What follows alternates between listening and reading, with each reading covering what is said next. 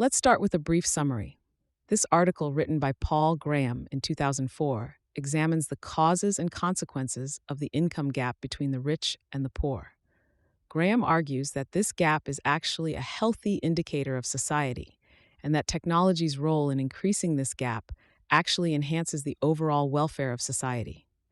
He also points out that income inequality is often perceived as unfair, but this perception is usually misleading. Graham states that wealth is mostly created in exchange for valuable skills and services, and therefore, income inequality actually improves the overall welfare of society.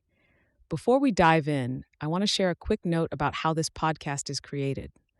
As you've probably noticed, this podcast isn't voiced by a human, but by artificial intelligence. I'm obligated to inform you of this beforehand due to the rules of AI services. This podcast is made possible by our sponsor, Wope.com, an AI startup that combines content marketing with artificial intelligence to significantly boost traffic and revenue of your startups. For all the latest content, be sure to follow me at x.com yigitkonor. Now let's turn our attention back to the essay, The Income Disparity Between the Rich and Poor, an examination of technology's influence and its potential indicator of societal health. Original title, Mind the Gap. Date, May 2004. When people care enough about something to do it well, those who do it best tend to be far better than everyone else. There's a huge gap between Leonardo and second-rate contemporaries like Borgognone. You see the same gap between Raymond Chandler and the average writer of detective novels. A top-ranked professional chess player could play 10,000 games against an ordinary club player without losing once.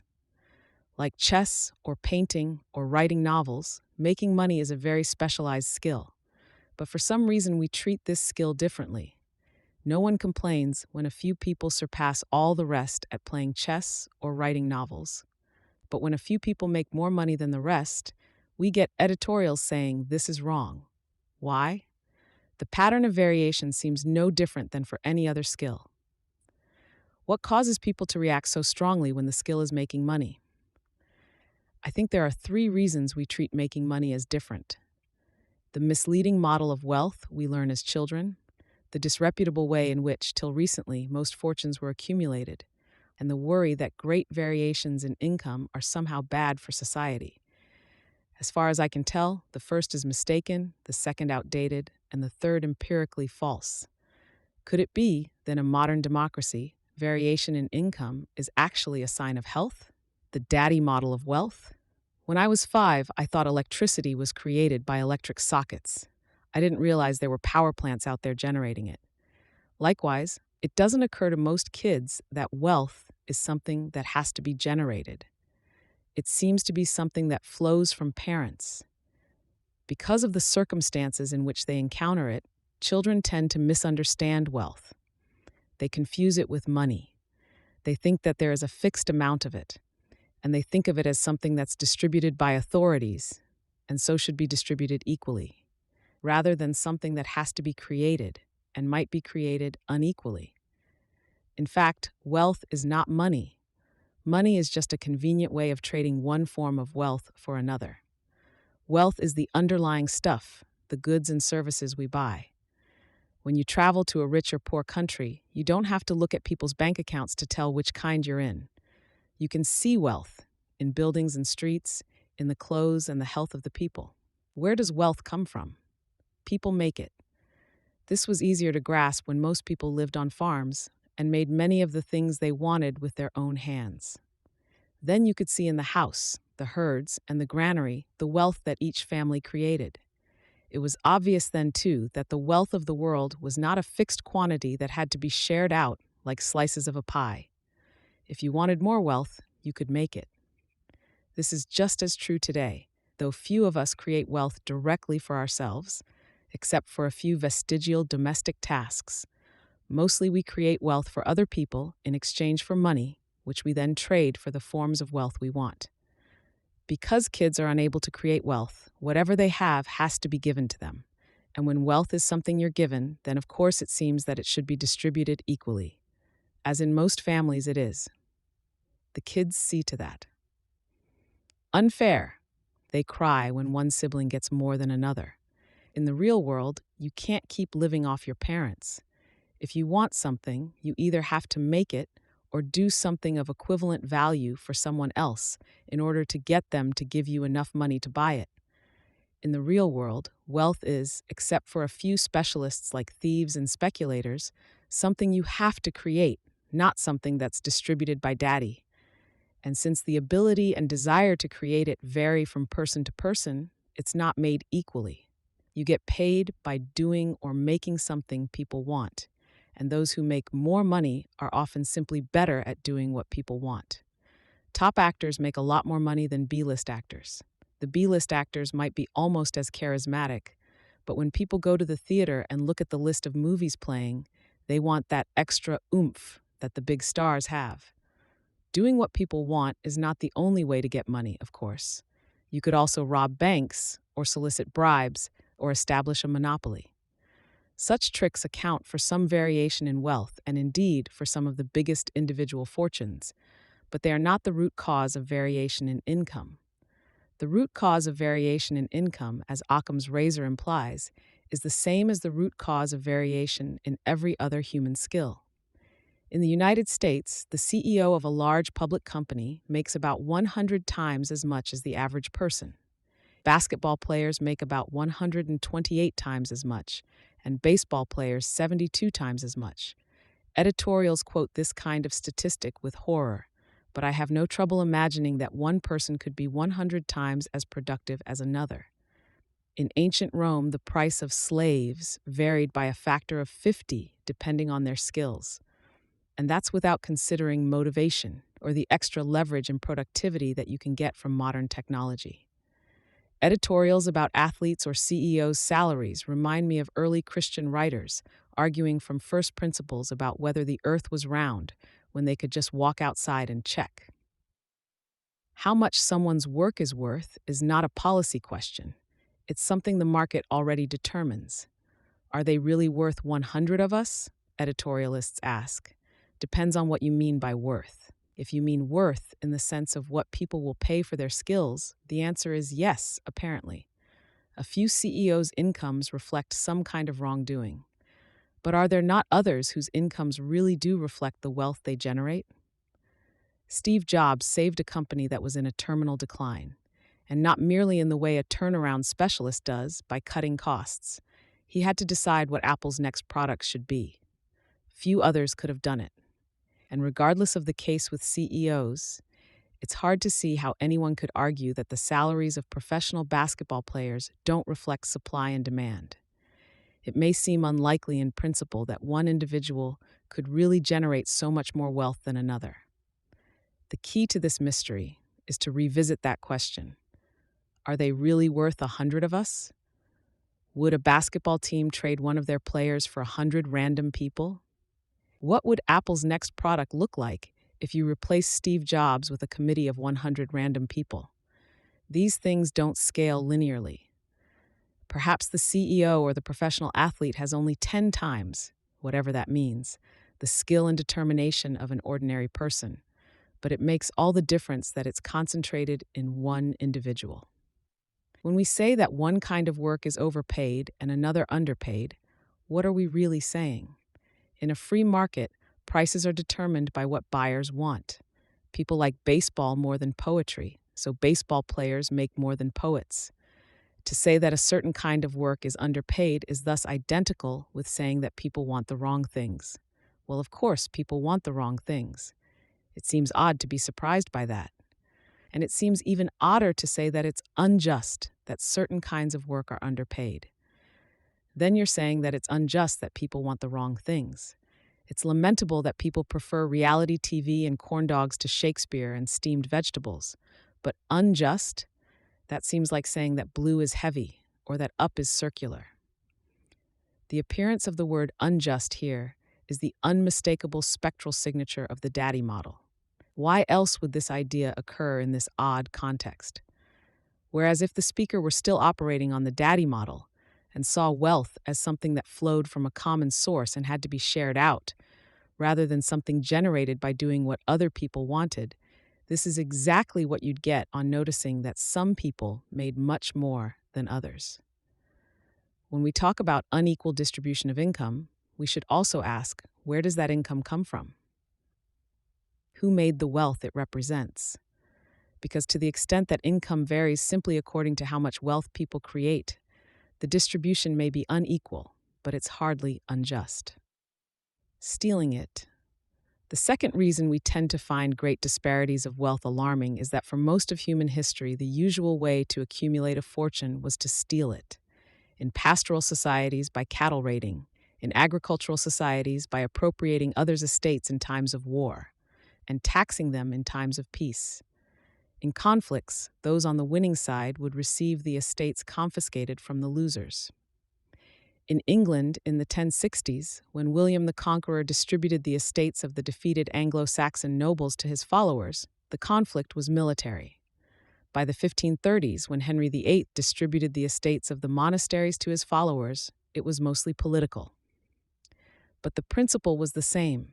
Indeed, the same principle is at work now in Zimbabwe. In more organized societies, like China, the ruler and his officials use taxation instead of confiscation. But here, too, we see the same principle. The way to get rich was not to create wealth, but to serve a ruler powerful enough to appropriate it. This started to change in Europe with the rise of the middle class. Now we think of the middle class as people who are neither rich nor poor, but originally they were a distinct group. In a feudal society, there are just two classes, a warrior aristocracy and the serfs who work their estates.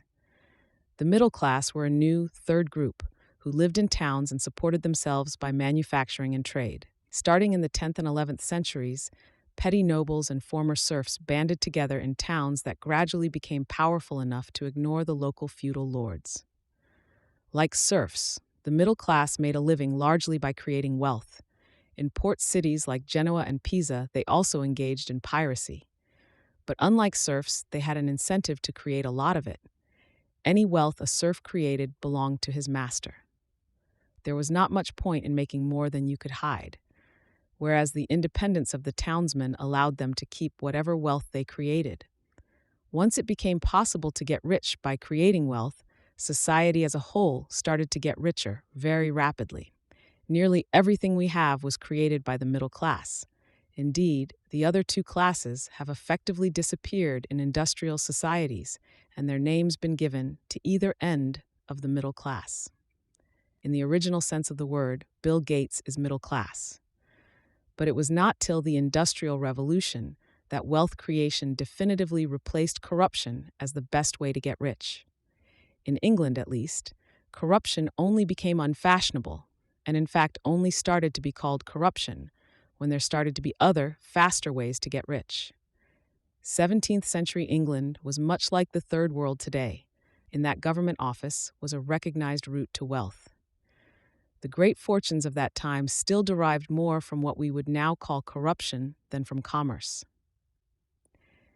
By the 19th century, that had changed. There continued to be bribes, as there still are everywhere, but politics had by then been left to men who were driven more by vanity than greed. Technology had made it possible to create wealth faster than you could steal it. The prototypical rich man of the 19th century was not a courtier but an industrialist. With the rise of the middle class, wealth stopped being a zero-sum game. Jobs and Wozniak didn't have to make us poor to make themselves rich. Quite the opposite. They created things that made our lives materially richer. They had to, or we wouldn't have paid for them. But since for most of the world's history, the main route to wealth was to steal it, we tend to be suspicious of rich people. Idealistic undergraduates find their unconsciously preserved child's model of wealth confirmed by eminent writers of the past. It is a case of the mistaken meeting the outdated. Behind every great fortune, there is a crime, Balzac wrote. Except he didn't. What he actually said was that a great fortune with no apparent cause was probably due to a crime well enough executed that it had been forgotten. If we were talking about Europe in 1000, or most of the Third World today, the standard misquotation would be spot on. But Balzac lived in 19th century France, where the Industrial Revolution was well advanced. He knew you could make a fortune without stealing it. After all, he did himself as a popular novelist. Only a few countries, by no coincidence, the richest ones, have reached this stage. In most, corruption still has the upper hand. In most, the fastest way to get wealth is by stealing it. And so when we see increasing differences in income in a rich country, there is a tendency to worry that it's sliding back toward becoming another Venezuela. I think the opposite is happening.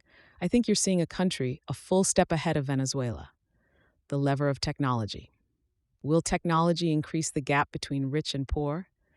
It will certainly increase the gap between the productive and the unproductive. That's the whole point of technology. With a tractor, an energetic farmer could plow 6 times as much land in a day as he could with a team of horses, but only if he mastered a new kind of farming. I've seen the lever of technology grow visibly in my own time. In high school, I made money by mowing lawns and scooping ice cream at Baskin-Robbins. This was the only kind of work available at the time. Now, high school kids could write software or design websites, but only some of them will. The rest will still be scooping ice cream. I remember very vividly when in 1985, improved technology made it possible for me to buy a computer of my own. Within months, I was using it to make money as a freelance programmer. A few years before, I couldn't have done this. A few years before, there was no such thing as a freelance programmer. But Apple created wealth in the form of powerful, inexpensive computers, and programmers immediately set to work using it to create more. As this example suggests, the rate at which technology increases our productive capacity is probably exponential rather than linear. So we should expect to see ever-increasing variation in individual productivity as time goes on. Will that increase the gap between rich and the poor? Depends which gap you mean. Technology should increase the gap in income, but it seems to decrease other gaps. 100 years ago, the rich led a different kind of life from ordinary people. They lived in houses full of servants, wore elaborately uncomfortable clothes, and traveled about in carriages drawn by teams of horses, which themselves required their own houses and servants. Now, thanks to technology, the rich live more like the average person. Cars are a good example of why. It's possible to buy expensive handmade cars that cost hundreds of thousands of dollars, but there is not much point. Companies make more money by building a large number of ordinary cars than a small number of expensive ones. So a company making a mass-produced car can afford to spend a lot more on its design. If you buy a custom-made car, something will always be breaking. The only point of buying one now is to advertise that you can. Or consider watches. 50 years ago, by spending a lot of money on a watch, you could get better performance. When watches had mechanical movements, expensive watches kept better time. Not anymore. Since the invention of the quartz movement, an ordinary Timex is more accurate than a Patek Philippe costing hundreds of thousands of dollars. Indeed, as with expensive cars, if you're determined to spend a lot of money on a watch, you have to put up with some inconvenience to do it. As well as keeping worse time, mechanical watches have to be wound. The only thing technology can't cheapen is brand, which is precisely why we hear ever more about it. Brand is the residue left as the substantive differences between rich and poor evaporate. But what label you have on your stuff is a much smaller matter than having it versus not having it.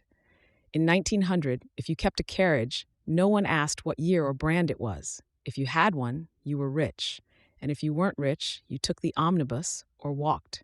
Now, even the poorest Americans drive cars, and it is only because we're so well trained by advertising that we can even recognize the especially expensive ones. The same pattern has played out in industry after industry. If there is enough demand for something, technology will make it cheap enough to sell in large volumes, and the mass-produced versions will be, if not better, at least more convenient. And there is nothing the rich like more than convenience. The rich people I know drive the same cars, wear the same clothes, have the same kind of furniture, and eat the same foods as my other friends. Their houses are in different neighborhoods, or if in the same neighborhood are different sizes, but within them, life is similar. The houses are made using the same construction techniques and contain much the same objects. It's inconvenient to do something expensive and custom. The rich spend their time more like everyone else too. Bertie Wooster seems long gone. Now, most people who are rich enough not to work do anyway. It's not just social pressure that makes them. Idleness is lonely and demoralizing. Nor do we have the social distinctions there were 100 years ago. The novels and etiquette manuals of that period read now like descriptions of some strange tribal society. With respect to the continuance of friendships, hints Mrs. Beeton's book of Household Management, 1880, it may be found necessary in some cases for a mistress to relinquish on assuming the responsibility of a household many of those commenced in the earlier part of her life. A woman who married a rich man was expected to drop friends who didn't. You'd seem a barbarian if you behaved that way today. You'd also have a very boring life. People still tend to segregate themselves somewhat, but much more on the basis of education than wealth. Materially and socially, technology seems to be decreasing the gap between the rich and the poor, not increasing it.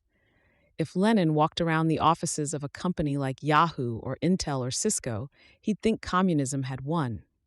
Everyone would be wearing the same clothes, have the same kind of office, or rather, cubicle, with the same furnishings, and address one another by their first names instead of by honorifics.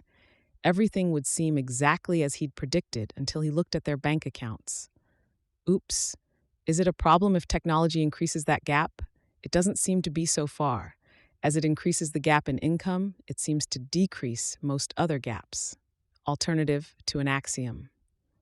One often hears a policy criticized on the grounds that it would increase the income gap between rich and poor, as if it were an axiom that this would be bad.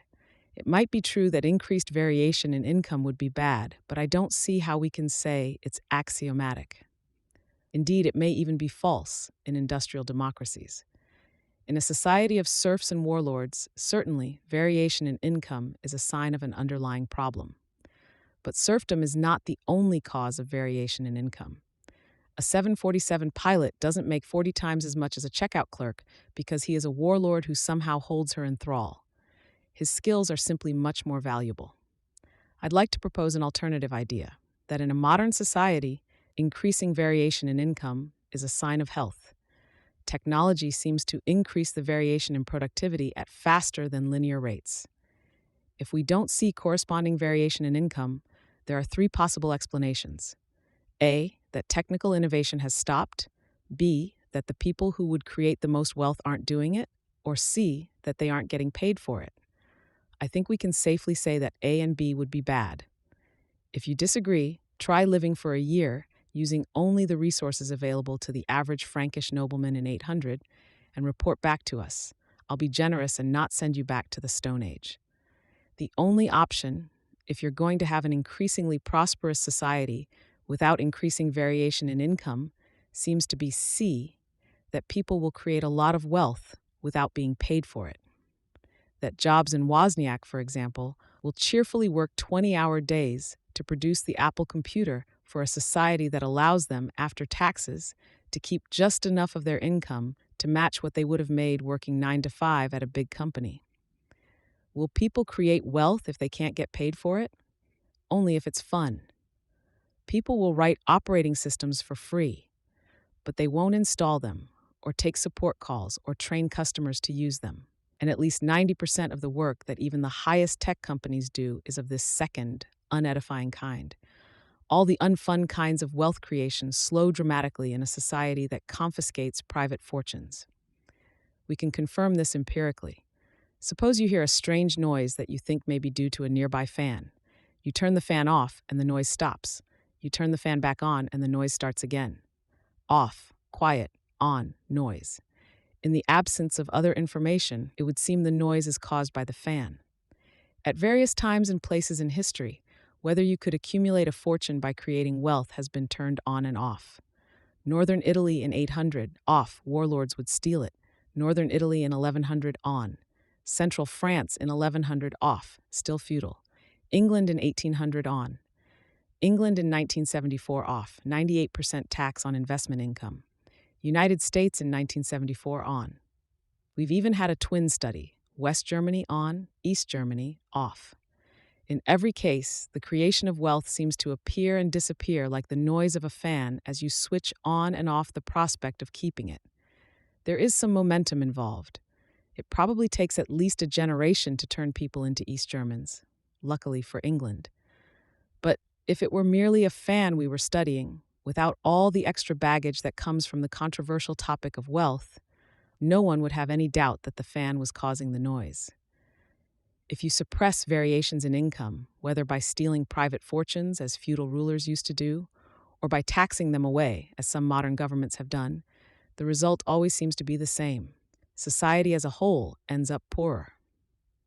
If I had a choice of living in a society where I was materially much better off than I am now, but was among the poorest, or in one where I was the richest, but much worse off than I am now, I'd take the first option.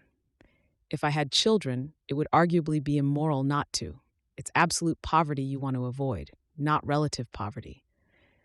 If, as the evidence so far implies, you have to have one or the other in your society, take relative poverty. You need rich people in your society, not so much because in spending their money they create jobs, but because of what they have to do to get rich. I'm not talking about the trickle-down effect here. I'm not saying that if you let Henry Ford get rich, he'll hire you as a waiter at his next party. I'm saying that he'll make you a tractor to replace your horse. Notes. Part of the reason this subject is so contentious is that some of those most vocal on the subject of wealth, university students, heirs, professors, politicians, and journalists, have the least experience creating it. This phenomenon will be familiar to anyone who has overheard conversations about sports in a bar. Students are mostly still on the parental dole and have not stopped to think about where that money comes from. Heirs will be on the parental dole for life. Professors and politicians live within socialist eddies of the economy, at one remove from the creation of wealth, and are paid a flat rate regardless of how hard they work. And journalists, as part of their professional code, segregate themselves from the revenue-collecting half of the businesses they work for, the ad sales department. Many of these people never come face to face with the fact that the money they receive represents wealth. Wealth that, except in the case of journalists, someone else created earlier. They live in a world in which income is doled out by a central authority according to some abstract notion of fairness, or randomly in the case of heirs, rather than given by other people in return for something they wanted. So it may seem to them unfair that things don't work the same in the rest of the economy. Some professors do create a great deal of wealth for society, but the money they're paid isn't a quid pro quo. It's more in the nature of an investment. When one reads about the origins of the Fabian Society, it sounds like something cooked up by the high-minded Edwardian child heroes of Edith Nesbit's The Would-Be-Goods. According to a study by the Corporate Library, the median total compensation, including salary, bonus, stock grants, and the exercise of stock options, of S&P 500 CEOs in 2002 was $3.65 million. According to Sports Illustrated, the average NBA player's salary during the 2002-03 season was $4.54 million, and the average Major League Baseball player's salary at the start of the 2003 season was $2.56 million. According to the Bureau of Labor Statistics, the mean annual wage in the U.S. in 2002 was $35,560. 4. In the early empire, the price of an ordinary adult slave seems to have been about 2,000 sesterti, e.g. Horace, Sat. 743. A servant girl cost 600, Marshall Vi 66, while Columella, Rye 3.8, says that a skilled vine dresser was worth 8,000. A doctor, P. Decimus Eros Merula, paid 50,000 sesterti for his freedom, Dessau, inscription is 7-8-12. Seneca, Ep. Sweben 7, reports that one Calvisius Sabinus paid 100,000 sesterti apiece for slaves learned in the Greek classics. Pliny, Hist. Nat. 739, says that the highest price paid for a slave up to his time was 700,000 sesterti for the linguist and presumably teacher, Daphnis, but that this had since been exceeded by actors buying their own freedom. Classical Athens saw a similar variation in prices. An ordinary laborer was worth about 125 to 150 drachmae. Xenophon, Mem. Acida 5, mentions prices ranging from 50 to 6,000 drachmae for the manager of a silver mine. For more on the economics of ancient slavery, C. Jones, AHM, Slavery in the Ancient World. Economic History Review, 29, 1956, un-85 to 199. Reprinted in Finley, M.I. ed. Slavery in Classical Antiquity, Heifer, 1964. Eratosthenes, 276 to 195 BC, used shadow lengths in different cities to estimate the Earth's circumference. He was off by only about 2%, and windows, respectively. One of the biggest divergences between the daddy model and reality is the valuation of hard work. In the daddy model, hard work is in itself deserving. In reality, wealth is measured by what one delivers, not how much effort it costs. If I paint someone's house, the owner shouldn't pay me extra for doing it with a toothbrush. It will seem to someone still implicitly operating on the daddy model that it is unfair when someone works hard and doesn't get paid much. To help clarify the matter, get rid of everyone else and put our worker on a desert island, hunting and gathering fruit. If he's bad at it, he'll work very hard and not end up with much food. Is this unfair? Who is being unfair to him? Part of the reason for the tenacity of the daddy model may be the dual meaning of distribution. When economists talk about distribution of income, they mean statistical distribution. But when you use the phrase frequently, you can't help associating it with the other sense of the word, as in e.g., distribution of alms, and thereby subconsciously seeing wealth as something that flows from some central tap. The word regressive, as applied to tax rates, has a similar effect, at least on me. How can anything regressive be good? From the beginning of the reign, Thomas Lord Roos was an assiduous courtier of the young Henry VIII and was soon to reap the rewards. In 1525, he was made a Knight of the Garter and given the earldom of Rutland. In the 30s, his support of the breach with Rome, his zeal in crushing the Pilgrimage of Grace, and his readiness to vote the death penalty in the succession of spectacular treason trials that punctuated Henry's erratic matrimonial progress made him an obvious candidate for grants of monastic property. Stone, Lawrence, Family and Fortune, Studies in Aristocratic Finance in the 16th and 17th Centuries, Oxford University Press, 1973 p. 166. 10. There is archaeological evidence for large settlements earlier, but it's hard to say what was happening in them.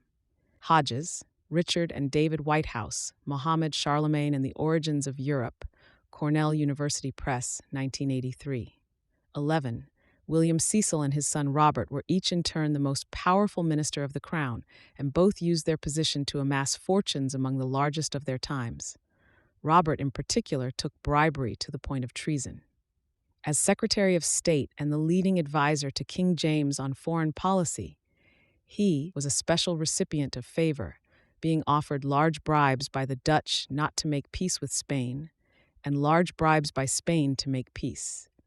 Stone, O.P. Sit, p. 17. Though Balzac made a lot of money from writing, he was notoriously improvident and was troubled by debts all his life.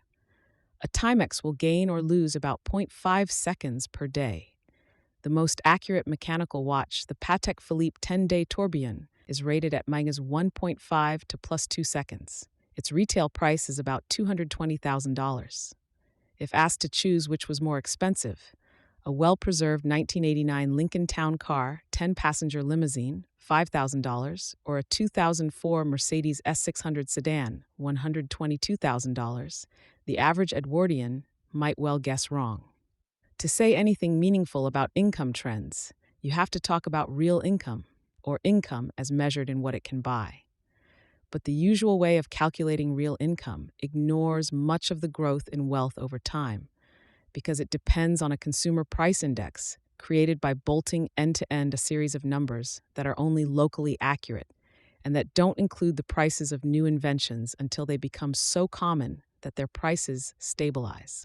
So while we might think it was very much better to live in a world with antibiotics or air travel or an electric power grid than without, real income statistics calculated in the usual way will prove to us that we are only slightly richer for having these things. Another approach would be to ask, if you were going back to the year X in a time machine, how much would you have to spend on trade goods to make your fortune? For example, if you were going back to 1970, it would certainly be less than $500, because the processing power you can get for $500 today would have been worth at least $150 million in 1970. The function goes asymptotic fairly quickly, because for times over 100 years or so, you could get all you needed in present-day trash. In 1800, an empty plastic drink bottle with a screw top would have seemed a miracle of workmanship.